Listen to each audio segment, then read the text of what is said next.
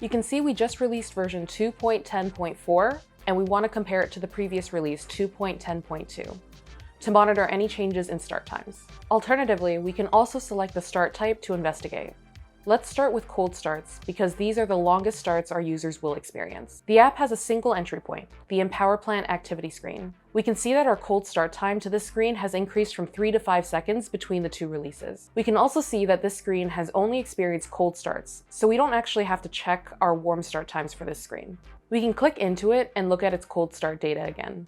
We can see that the start times have gotten worse and only low-end devices have been affected. The table below is showing me spans that have changed the most, and I can see that I have a span called third-party content provider.onCreate. This span used to be 7 milliseconds in the first release and is now 1.24 seconds in the latest. Let's drill in further by clicking the span description. These are samples that Sentry has stored, so we can take a look at examples of startup activity containing this operation. We want to see an example of a bad startup in the second release, so we can check what new operations have contributed to this slowdown. Let's look for an event that contains a profile so I can see the function calls to understand what's happening in this operation.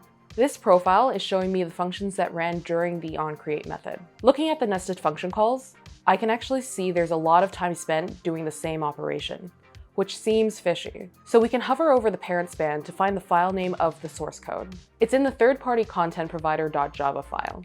Using that file name, we can find the relevant file and look at the source code in this diff. We can see the source of the regression, a lengthy iteration creating a large unique string and writing it to a file. This workflow demonstrates how we can quickly identify a regression in a dependency that runs during a startup, so we can quickly revisit if this dependency is necessary.